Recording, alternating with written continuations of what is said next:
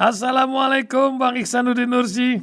Waalaikumsalam warahmatullahi wabarakatuh. Alhamdulillah yang pendengar radio. Alhamdulillah sehat selalu. Alhamdulillah. Selalu sehat. Amin. Nah, itu yang pentingnya, luar biasa. Berkat doa, tapi bukan berkat tambahan hutang kita jadi sehat. Atau walau alam nih bagaimana Bang? Nampaknya Menteri Keuangan dengan bangga mengumumkan hutang kini tembus angka 7.163,12 triliun rupiah. Dari PDB turun katanya, tapi ada juga kabar berbarangan itu tambang emas kita lagi ditemukan di mana-mana. Atau polanya dipikirkan alam kita masih luar biasa. Bisa digade ini kalau begini. Apa yang Bang ini terlihat dari kabar berbarengan dengan akan naiknya bensin hingga Rp10.000 dalam waktu yang tidak lama lagi karena harga produksi dan harga subsidi sudah jauh lebih melebihi harga produksinya. Tahu siapa yang hitung lah, Anda lebih tahu itu Bang. Silakan Bang Ihsanuddin Nursi. Fadal. Yang pertama tadi kalimat terakhir soal Pertalite ya. Kita tidak pernah terbuka sesungguhnya hitung-hitungan biaya pokok produksi. Ini saya ribut sejak era SBY naikin BBM 2 kali 2005 pada Maret dan pada Oktober. Ramai itu ya. Saya sendirian waktu itu dengan menyatakan betapa pentingnya membuka struktur biaya sehingga terbentuk harga jual yang katanya masih tetap disubsidi. Padahal kan kita masih tetap punya yang namanya produk nasional. Jadi antara kebutuhannya waktu itu masih sekitar 1,2 juta barel, komposisinya 600.000 kita impor, 400.000 kita hasilkan sendiri. Gitu. Terus sampai sekarang dengan posisi 1,4 juta barel kebutuhan per hari, lalu kita tetap impor sekitar 800.000 gitu. Ini pun struktur biayanya kayak gimana? Karena berarti kan kita juga harus menghitung tentang kilang. Sebenarnya bukan soal hanya pada struktur biayanya. Saya jadi teringat ketika saya jadi pembicara tentang holding Pertamina yang niatnya dijual. Iya betul ya. Saya bilang ini holdingisasinya niatnya cuma untuk menjual Pertamina, sama seperti holdingisasi PLN niatnya cuma menjual PLN gitu. Jadi tukang kabel aja. gitu. Alasannya tadi tuh nggak cukup biaya, nggak cukup apa gitu. Lalu pada saat yang sama tidak pernah terjadi transparansi atas konten, atas isi kebijakan gitu. Lalu nanti kenaikan sampai 10.000 atau kenaikan itu kan untuk Pertalite. Dengan cerita RAM 90 ya gitu ya. Real octane number-nya berapa gitu, 90, 92, 94. Lalu orang iseng-iseng ngebandingin sama Malaysia. Ternyata Malaysia lebih murah tuh gitu. Lalu orang bilang lagi, ya nggak apple to apple karena Petronas sama Pertamina beda. Petronas itu asal muasalnya meneru modal kontrak karya. Pertamina yang tunduk berdasarkan Undang-Undang 871 sama Undang-Undang Pertambangan gitu. Ya, sebagaimana tunduk pada mereka ketika Shell sama Standard Oil tidak mau bagi hasil pada tahun 56 gitu. Itulah yang diambil oleh Petronas modelnya gitu. Jadi tahun 56 diterusin lagi dengan Undang-Undang Pertambangan, kontrak karya gitu. Nah itu menyangkut soal akhirnya struktur biaya. Struktur biaya pada Pertalite, struktur biaya pada Pertamax. Kontennya dua, isinya dua. Berapa banyak yang kita hasilkan sendiri, lalu kita olah. Berapa banyak yang kita impor dalam pengertian oil product, lalu kita blending gitu ya harganya. Berdasarkan harga sendiri sama yang kita hasilkan di sama impor. Kan ketahuan, itu yang sejak SBY dulu saya ajukan modelnya begitu gitu. Jadi tidak serta-merta mengikuti harga internasional. Nah, format mengikuti harga internasional dalam pandangan saya itu mengikuti kemauan Bank Dunia IMF yang memang sejak dipaksakan sedemikian rupa pada sejak 2002 gitu. Sampai akhirnya berlaku pada tahun 2014 17 November tunduk pada harga pasar. Walaupun kemudian tetap diperhitungkan biaya subsidi yang katanya dalam pertemuan kemarin jumlah subsidi kalau kenaikan harga sampai dengan 405 sampai dengan 502 triliun dan dengan demikian APBN jebol. Mestinya bukan berpikir APBN jebol. Itu kan kalau APBN jebol kalau kita nggak punya duit, kalau dalam konstruksinya kita adalah pencipta uang bukan pencipta utang. Ulang ya kalimatnya ya. Pencipta kita uang. memang pencipta uang, Merdeka. Pencipta utang gitu ya. Maka mestinya kita tidak berpikir tentang subsidi. Kita berpikir tentang produktivitas yang nilainya sama seperti sebesar. Nah, di sini kalimat pentingnya. Kita mesti berpikir tentang produktivitas yang nilainya sebesar uang yang kita ciptakan. Itulah mana uang dicetak oleh Negara Kesatuan Republik Indonesia, diedarkan oleh Bank Indonesia. Maka uang ditandatangani oleh yang namanya Gubernur Bank Indonesia dan Menteri Keuangan. Itu loh logikanya. Jadi jangan jadi negara yang menciptakan utang. Mestinya negara tetap menciptakan uang. Nah, untuk menciptakan uang kayak gitu, berpikirlah tentang produktivitas. Nah, problemnya produktivitas kita masih tidak memadai. Kenapa tidak memadai? Salahnya sendiri karena kebijakan-kebijakan politik yang tidak produktif, gitulah. Jadi berpikirnya jangan berpikir sempit, berpikirnya meluas.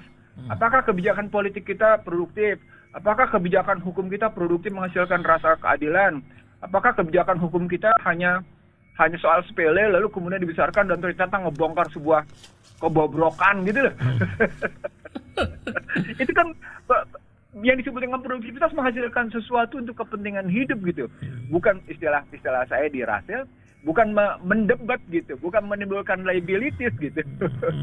Mungkin bahasa sederhananya, jangan menjadi pejabat tapi akhirnya malah ngebebani masyarakat gitu. Ngapain Anda menjadi pejabat yang memegang amanat tapi akhirnya cuma ngebebani masyarakat? Ngebebani secara hukum, ngebebani secara politik, ngebebani secara ekonomi. Kok gitu Anda tidak bermanfaat gitu loh mikirnya kalau diambil lagi lebih dalam gitu. Nah, itu yang saya maksud sebagai, saya ngomongnya tahun lalu nih dari sebuah artikel saya yang kemudian viral kemana-mana. Betapa pentingnya dimulai dengan kejujuran karena amanat yang kita pegang sebagai pejabat gitu. Nah, balik-baliknya lagi dalam soal pertalite begitu. Yuk kita buka dulu deh harganya deh. Berapa sih sebenarnya struktur biayanya? Kita kasih tahu masyarakat ini loh. Nah, kenapa mesti juga kayak gitu? Waktu harga BBM internasional, waktu harga minyak internasional rendah, itu kan ada, saya sampai di WA oleh beberapa kalangan tertentu nih. Itu Pertamina punya margin sampai ratusan triliun karena harga BBM-nya rendah, tapi BBM-nya tidak harga Pertalite-nya sama Pertamax-nya tidak mau diturunin. Sementara yang namanya SPBU asing sama SPBU yang satu lagi itu nurunin, Pertamina tetap tuh bertahan. Tapi Pertamina nggak mau keluar soal itu gitu, nggak respon sama sekali. Saya tanya balik, itu fair apa enggak? Itu proporsional apa enggak? Gitu. Kan artinya gini, ketika harga naik Anda menjerit, ketika harga turun Anda diam. Kan perilaku curang jadinya. Wailul mutataffifin kan rumusnya gitu loh. Itu kalau soal Pertalite ya. Ini bukan omongan Ihsanuddin Nursi baru, ini omongan sudah dari sejak lama, bahkan dari sejak yang namanya saya menolak IMF World Bank memberlakukan reformasi struktural pada bidang energi gitu. Dengan saya tolak perubahan undang-undang Pertamina, perubahan undang-undang pertambangan gitu. Waktu di DPR nih gitu, walaupun saya bukan komisinya, tapi teman-teman komisi waktu itu cerita sama saya bilang nggak bisa, ini mereka sedang menerjang kita habis-habisan. Maka di era itu tidak terjadi perubahan undang-undang pertambangan, tidak terjadi undang-undang minyak dan gas gitu. Dilakukan terjadi justru di 2001 kan, termasuk undang-undang kelistrikan.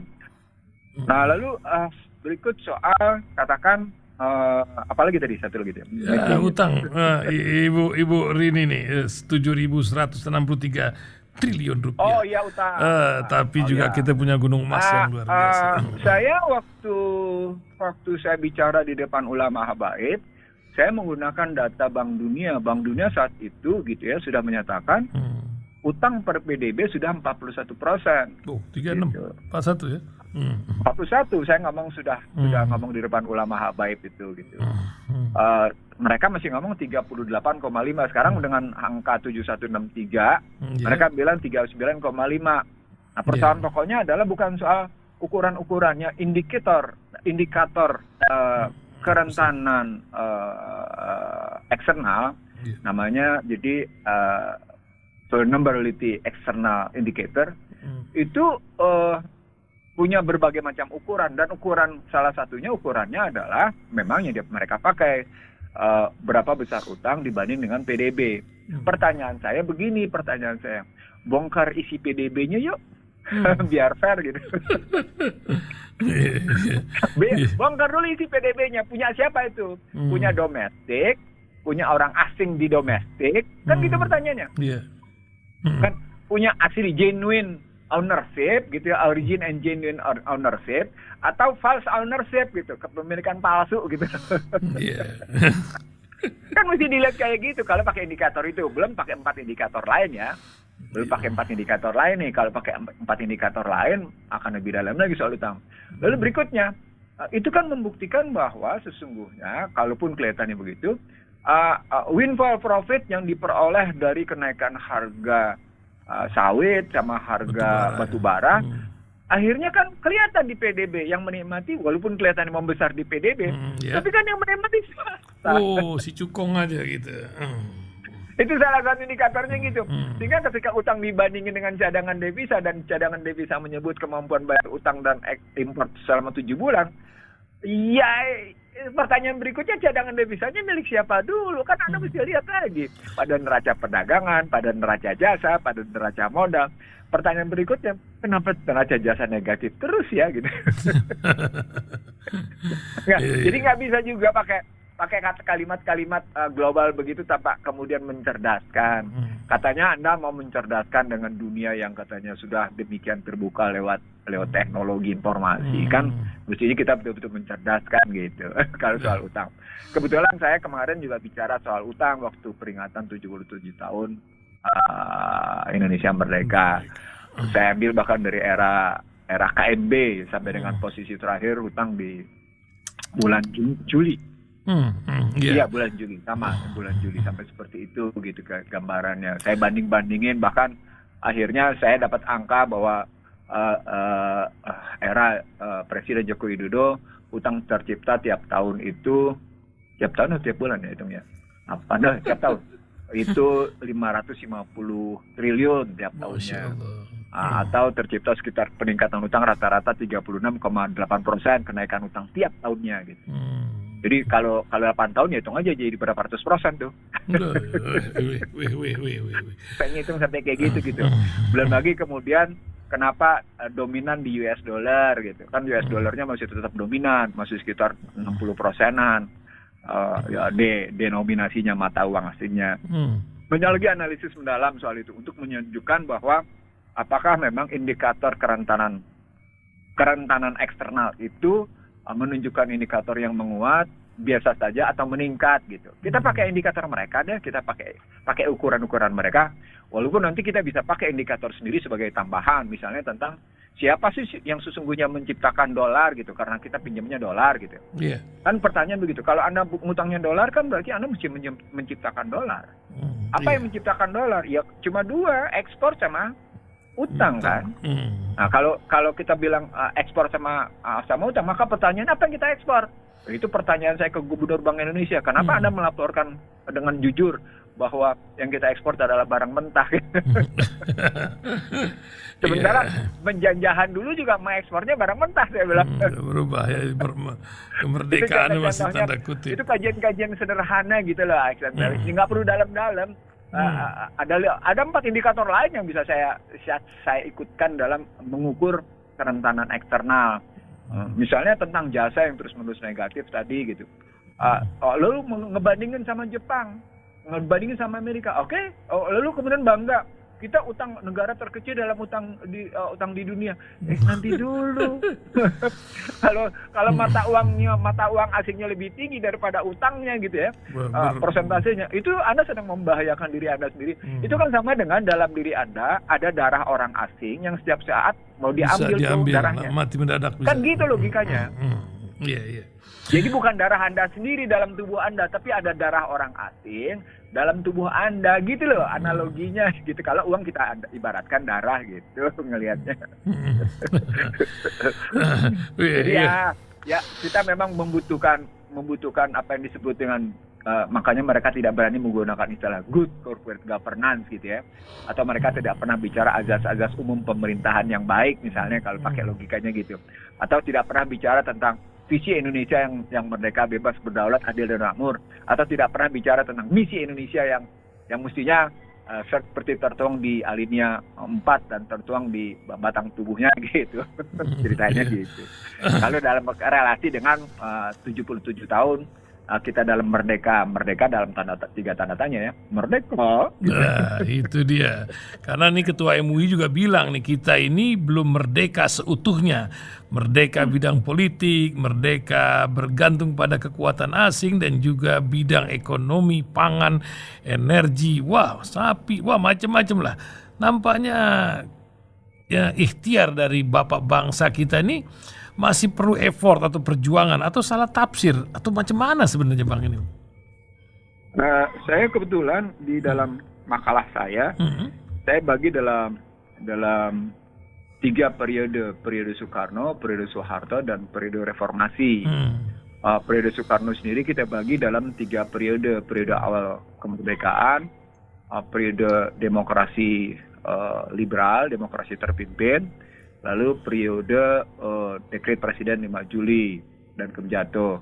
Di era Soeharto kita bagi juga dalam 2 periode awal sampai dengan periode 82-83, periode 83 sampai dengan kejatuhan karena memperlakukan neoliberal gila-gilaan gitu. Lalu kalau pada reformasi kita bagi 2, periode awalnya B.J. Habibie dan periode berikutnya di SBY. Nah kalau kita lihat kayak gitu, sesungguhnya ya sesuai dengan buku saya kita belum merdeka dan selamat datang di negeri amburadul. Bukunya udah jelas ya, kita belum merdeka. Iya itu saya bisa kirim ke Aiksan Talib sekarang juga kalau mau gitu ya. Karena saya bikin makalah cukup dalam gitu soal begitu dengan riwayat dengan tiga periode tadi bagi-bagi kayak gitu.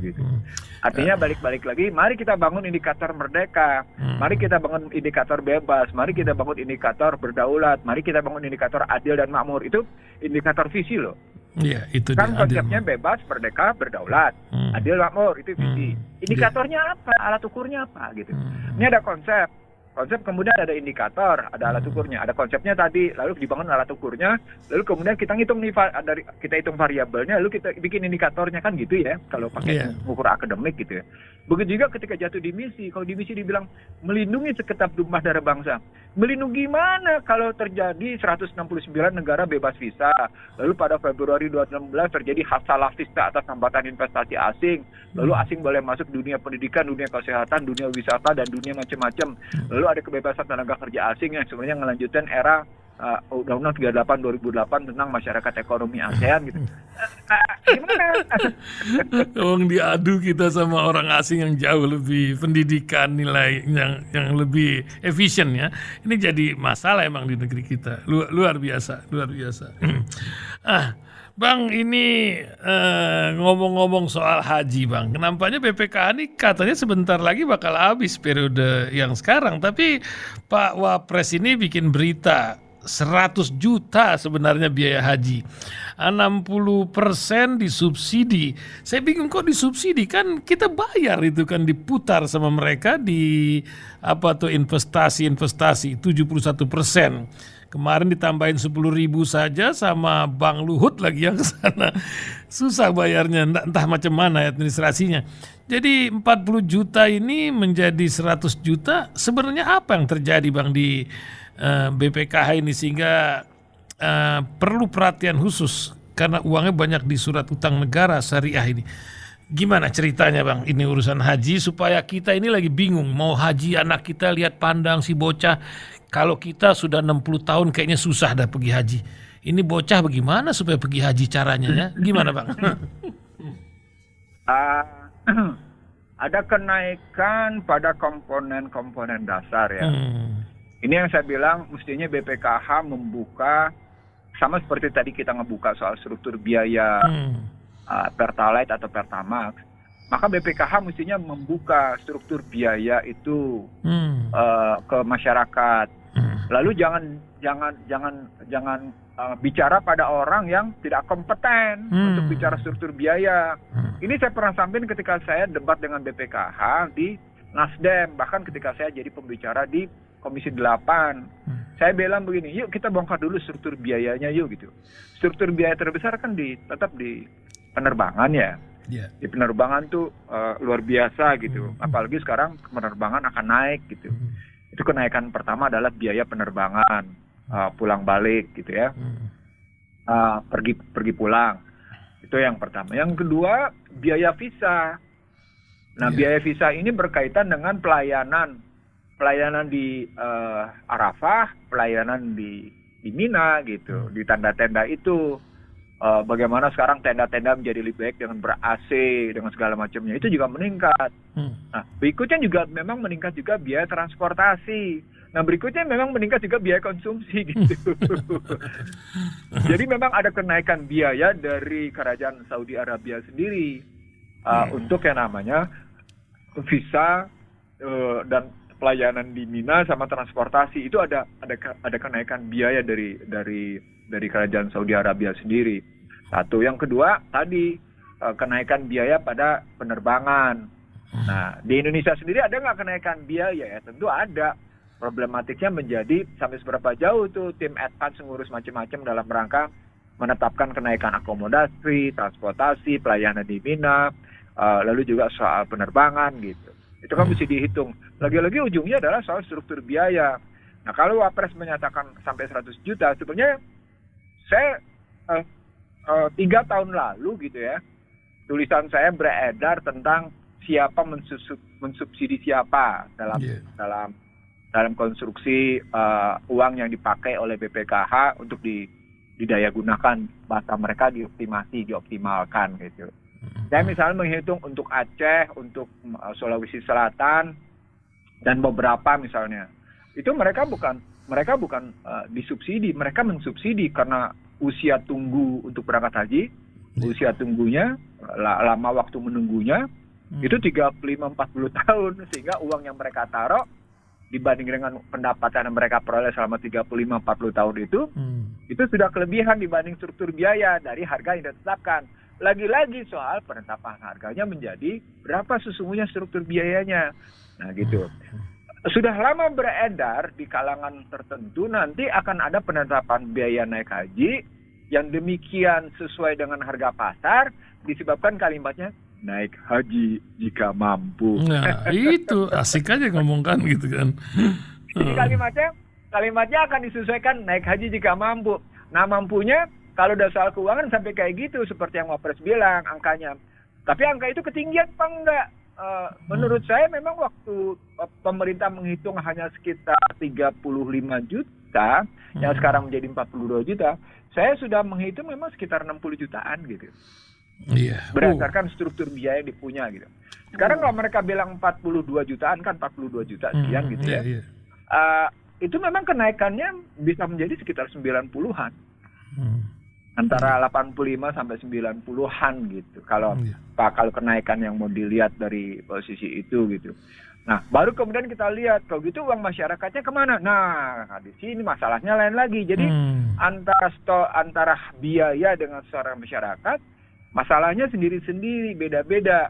Anggito mestinya sudah habis masa waktunya, bahkan sebelum keberangkatan haji. Tapi karena kemarin ada persoalan haji, Anggito dan rombongannya ditunda penyelesaiannya. Baru setelah ini akan terjadi pergantian anggota BPKH. Kasusnya saya nggak mau di situ. Jadi ketika saya diundang untuk pembentukan undang-undang BPKH dan undang-undang haji gitu ya, saya menyebut mestinya penyelenggaraan dan keuangan itu di satu organisasi, namanya Badan Penyelenggara Haji namanya. Nah, Gitu. di badan penyelenggara haji itu dipecah dua, ada keuangan sama urusan penyelenggaraan, pelaksanaan gitu. Biar di satu tangan nih. Nah, sementara ini kan penyelenggaraan di bawah Kementerian Agama, keuangan di bawah BPKH. Gitu kan. Nah, BPKH jadi istilahnya jadi bendahara, jadi kasir. Iya. Dia terima uang dari masyarakat, dia bayarkan ke Kementerian Agama, kan gitu. Sementara bisa nggak diaudit di Kementerian Agamanya? Ya tahu sendirilah. Gitu loh. Nah, kalau kan ini yang saya bilang antara undang-undang haji sama undang-undang BPKH-nya mestinya disesuaikan. Jadi tidak perlu dong sampai dua undang-undang kayak gitu. Ngapain juga dua undang-undang kayak gitu berdiri sendiri-sendiri hanya untuk membenarkan penyelenggaraan haji. Nah, balik lagi ke tesis awalnya. Penyelenggaraan haji ini public services, commercial services, atau kuasi. Hadir di Indonesia disederhanakan. Penyelenggaraan haji ini sebenarnya layanan publik, layanan komersial, atau layanan kuasi komersial publik. Nah. Ada nggak keputusan itu kayak gitu? Iya. Pemerintah menyatakan sebagai layanan publik karena mereka menetapkan harga. Nah, begitu sampai layanan harga dengan struktur biaya nggak terbuka, sudah kacau. Jadi Mbak ya Wapres ngomong ngelihat dulu gitu loh organisasinya. Wapres tuh menilai dulu lebih dalam gitu loh tim intinya gitu loh maksud saya. Jangan ngomong begitu terus tambah bicara loh. Ini haji harganya 100 sekian juta. Bukan naik. Evaluasi dulu coba ke dalam. Anda bicara apa dulu nih? Penyelenggaraan haji sebagai layanan komersial, layanan publik, atau layanan kuasi publik komersial. Mesti tegas dulu kalimatnya gitu. Mana yang merupakan layanan publik, mana yang merupakan layanan komersial. Kan bisa dipecah-pecah. Nah, ketika memecah mana itu layanan publik, mana itu layanan komersial, itu menyangkut soal struktur biaya gitu. Masa mesti diajarin gitu sih? Orang-orang cerdas itu kan punya jabatan tinggi-tinggi gitu. Sampai ngomong kayak gini deh. SMA-nya di mana ya? Saya ngomong kayak gini bukan baru, Aisan tadi. Saya ngomong sejak yang namanya RUU itu dibicarakan, saya diundang di Komisi 8 gitu loh. Berkali-kali bahkan saya ngebongkar soal bagaimana overpricing-nya atau kelebihan harga ketika akomodasi dan macam-macam di sana itu saya dapetin gitu loh.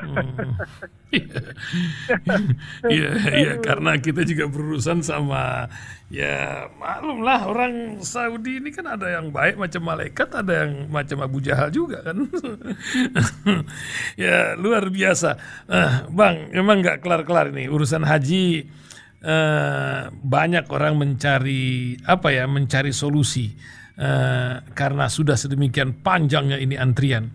Tapi nggak kelar-kelar kita ngomong ini, kita coba bincang dengan masalah yang lebih menyentuh kehidupan hari-hari lainnya, Bang. Ini negeri Indonesia di 77 tahun kemerdekaan ini banyak sekali penyakit yang harus diberesin ya, melalui hari-hari ini entah macam mana ini Pak Kapolri ribut masalah judi online. Kemana aja selama ini? Tapi itu kita lewatkan. Ada lagi masalah narkoba, macam mana gunung es yang terjadi. Korupsi, enggak jelas lah kemana arahnya ini. Tadi ada yang ditahan tapi enggak dikasih rantai atau borgo atau rompi seperti yang lain. Wallahu a'lam si Apeng. Yang saya mau tanya Bang, hari ini adalah masalah LGBT Bang. 10 tahun yang lalu itu 3 juta lebih di Indonesia. Data ratusan ribu yang kena HIV. Orang sekarang tuh ngeri kalau punya anak laki itu karena ini masalah predator. Kita harus waspada dengan handphone dan si gepeng yang satu itu. Apa yang Bang Iksanuddin Nusi lihat bahaya sehingga mencapai sebuah berita pada hari ini, di balik Al-Kisah Duren 3 pun ada Al-Kisah LGBT, sehingga Menteri Mahfud bilang nggak enak diomongkan ini di depan orang ini. Cemana kulit-kulit yang Bang bisa kasihkan kepada pendengar bahaya yang satu ini Bang? Saya kan sampai dengan tahun 2016 gitu ya, 6 tahun lalu. Saya kebetulan menjadi dosen tamu untuk lembaga mereka gitu ya, untuk para patinya gitu. Salah satu tesis saya tentang itu adalah tentang kelembagaan kepolisian. Ada di mana. Yang kedua, relasi kelembagaan ini menyangkut soal visi misinya, bukan cuma sekedar melayani, melindungi, mengayomi gitu ya. Yeah. Tapi bagaimana kalimat mengayomi, melindungi itu dalam perspektif kewenangan polisi yang sesungguhnya ada pada masalah kriminal, gitu ya, pada masalah lalu lintas gitu. Dan ada perbedaan pemahaman tentang keamanan dalam negeri dalam konstruksi misalnya ketahanan masyarakat. Wah, itu tambah seru lagi gitu kalau diambil kayak gitu. Nah, perspektif berikutnya adalah soal polisi ini sebagai bagian dari penegak hukum yang kita tempatkan tidak menjalankan kepentingan kekuasaan gitu, tapi menjalankan kepentingan hukum negara dalam konstruksi penegakan hukum dalam negeri, bukan kepentingan hukum luar negeri gitu, bukan penegakan ketahanan keluar. Itu yang membuat misalnya ketika era 2014 misalnya, saya ada kalimat saya dua hal yang saya sodorkan tentang bagaimana Dirjen Pajak, Dirjen Bea Cukai itu dipisahkan dari Kementerian Keuangan dan pada saat yang sama memperbaiki undang-undang kepolisian. Itu usulan saya 2014.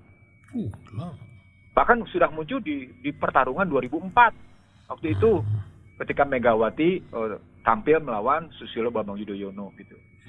10 tahun kemudian saya ulang lagi gitu. Nah, kalau kita kembalikan dalam masalah kepolisian kayak gitu, maka problematiknya menjadi terminologi apa itu penegakan hukum.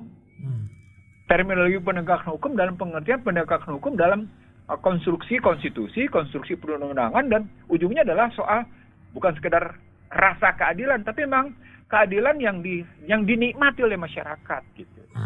Nah, ketika masuk pada persoalan rasa keadilan masyarakat, muncul seperti yang saya sebut dalam TV swasta, tumpul ke atas, tajam ke bawah gitu. Nah, ternyata ada problematik. Saya juga lagi waktu itu menyebut bahwa problematik ekonomi itu akan menyentuh persoalan hukum mendalam. Karena makin tinggi ketimpangan, makin tinggi tingkat kriminalitas. Makin tinggi liberalisasi, makin tinggi orang berjudi. Gitu loh logikanya. Liberalisasi itu berjudi. Liberalisasi. Saya ulang. Liberalisasi itu berjudi. Karena mestinya negara yang memberikan kepastian, tapi negara tidak memberikan kepastian karena negara meliberalkan. Itu loh logika sederhananya. Padahal ada ketuhanan yang Maha Esa begitu kan? Lain lagi. Sebenarnya ada hal yang mendalam sekali dalam filosofi di liberalisasi diadu dengan yang namanya peran negara yang melindungi, peran negara yang memberikan kepastian hukum. Ketika negara melindungi dan memberikan kepastian hukum, maka tidak ada perjudian, maka tidak ada yang namanya mimpi dengan narkoba, maka tidak ada mimpi soal kelainan seksual.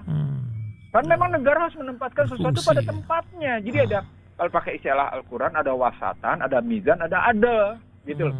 Ada 3 istilah yang dipakai sampai akhirnya puncak rasa keadilan itu terpenuhi untuk mencapai badatun thayyibatun wa rabbun ghafur, untuk mencapai negara yang sejahtera, adil, makmur gitu. Itu hanya mungkin terjadi jika penegakan hukumnya gitu ya betul-betul memenuhi prinsip-prinsip penegakan hukum yang berpijak pada amanat konstitusinya. Sementara ketika masuk ke dalam kebijakan dasarnya, balik ke dalam batang tubuh, diterjemahkan dalam undang-undang yang memang sejak awal gitu ya bermasalah karena prinsip penegakan hukum yang belum tune in di era reformasi gitu. Ini yang mestinya diperbaiki. Jadi saya kebetulan kemarin juga bukan ribut ya, artinya diskusi panjang dengan teman-teman yang merasa berkontribusi atas lahirnya undang-undang kepolisian, lahir undang-undang narkoba, lahir undang-undang BNPT gitu ya, terorisme gitu. Lahir lagi kemudian juga soal masalah kemarin yang digugat di Mahkamah Konstitusi soal perkawinan beda agama, perkawinan sejenis, macam-macam kayak gini. Ini kan nggak bisa ditengarai. Ini kan problematiknya karena kita menggunakan terminologi tentang hak asasi manusia yang kacau, kita masukin terminologi hak asasi manusia yang mutlak, bukan relatif. Nggak ada yang mutlak dalam hak asasi manusia itu, serba relatif. Kita cuma tinggal menerjemahkan lebih lanjut bagaimana hak asasi manusia yang relatif itu dalam tambahan-tambahan yang kita pikir sesuai. Ini di satu sisi teriak-teriak hak asasi manusia, tapi kemudian undang-undangnya menjungkir balikan hak asasi manusia yang mutlak. Itu kan wajahnya bukan bukan double space gitu loh, bukan double pace gitu, bukan wajah ganda gitu, tapi wajah seribu, wajah seribu yang tergantung penguasa menerjemahkannya kayak apa, kan kacau kan jadinya. Nah itu bagian dari yang namanya penegakan hukum yang kacau. Jadi di satu sisi konstitusi cerita tentang hak asasi manusia yang namanya mutlak, dikunci dengan kata undang-undang, lalu ke undang-undangnya menjungkir balikan kata-kata hak asasi manusianya. Muncullah masalah narkoba, muncullah masalah LGBT, muncullah masalah korupsi, muncullah masalah judi. Lalu diselesaikan dengan tadi, wajah ganda tadi gitu loh.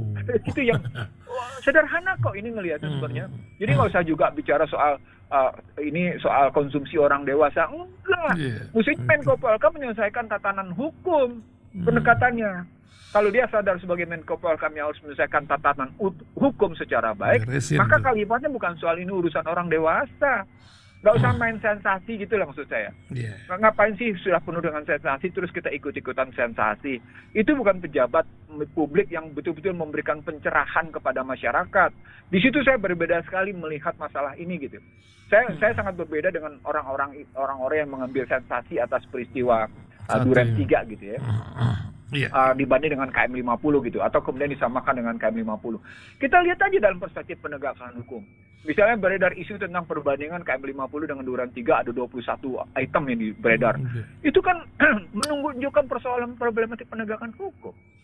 Kok sama ya? Kok gini beda ya? Kok begini sama ya? Kok ini sama ya? Kok ini udah dibandingin kayak gitu. Kalau diambil terminologinya berarti ada problematik penegakan hukum gitu. Kalau kita mau ngelihatnya lebih dalam lagi, lebih tajam lagi. Itu maksud saya. Nah, berikutnya ketika kita masuk LGBT yang terus-menerus meningkat, ya tentu aja memang ini dalam rangka memerangi kondisi Islam kok. Coba tanya yang menderita LGBT agamanya apa? Tanya coba agamanya.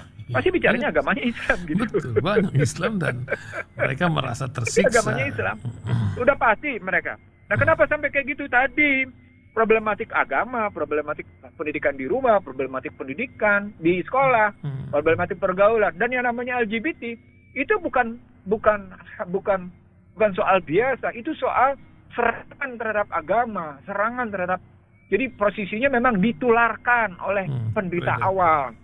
Nah, ketika ditularkan dan dibenarkan dalam perspektif asasi manusia, problematik sistem kehidupan masyarakat berarti. Nah, ketika masuk ke sistem pendidikan masyarakat, berarti masuk ke sistem pendidikan.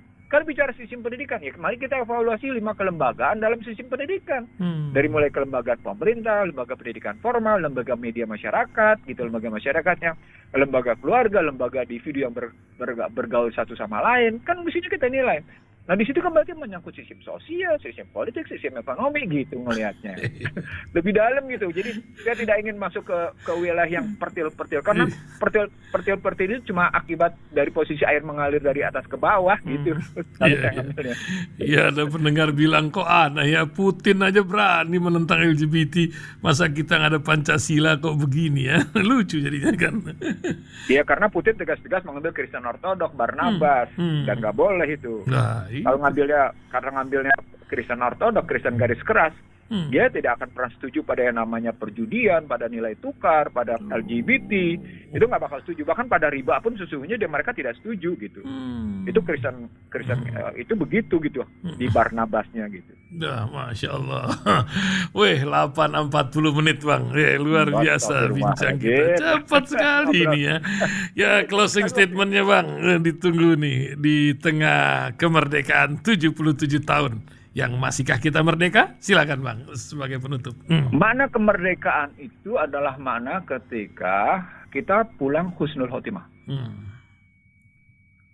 Balik ke haliknya. Jadi artinya ketika satu ke generasi yang lain ditutup tidak dengan husnul khotimah, itu problematik dalam makna merdeka. Kalau kita bilang kita sudah 3 generasi, kan 77 tahun ya, berarti sudah 3 generasi. Kita sedang masuk ke 4 generasi, gitu ya. Kalau kita ngambil 25 tahunan, kalau ada juga yang ngambil 20 tahunan. Kalau 20 tahunan berarti kita sudah masuk generasi keempat, menuju generasi keempat. Kalau dalam posisi 3-4 generasi tadi kita hasilnya kayak gini, itu berarti sesungguhnya kita tidak husnul khotimah. Ini masalah. Nah, kalau ini masalah, maka pertanyaannya, kepemimpinan nasional negeri ini kayak gimana sesungguhnya? Jadi pertanyaannya terpulang pada kepemimpinan nasional itu, makanya tidak mudah menjadi pemimpin. Tidak cuma sekedar berkata-kata Trisakti, tidak sekedar berkata-kata nawacita, tidak sekedar berkata-kata hasta la vista, tidak sekedar berkata-kata senasib sepenanggungan, nggak sekedar berkata itu gitu. Mari kita lihat penderitaan yang dialami oleh masyarakat. Misalnya orang selalu mengambil stunting. Saya nggak ngambil contoh stunting deh. Saya ngambil cerita bagaimana masyarakat yang masih punya semangat hidup itu masih mengais sisa-sisa. Sementara kita masih punya, istilah saya pada tahun 2004, kita masih punya aset yang masih bisa disekuritisasikan sehingga tidak perlu berutang gitu loh. Orang kan baru bicara utang sekarang. Saya sudah ngomong dalam sejak lama, bahkan gue nggak perlu berutang nih kalau gue cerdas gitu ya. Gue cerdas memainkan aset gue gitu. Dalam bahasa Betawi bilang, gue cerdas memainkan aset gue, sehingga gue tidak akan pernah bisa berutang. Gue manusia yang bebas dari utang gitu. Ini kan harus dipahami bahwa seperti saya bilang, utang itu adalah, saya nggak lagi 5I, saya sudah bicara 7I. Karena di dalamnya ada indoktrinasi, indoktrinasi halus gitu ya. Jadi itu bukan cuma sekedar ada intimidasi, tapi ada indoktrinasi yang berujung pada inflasi.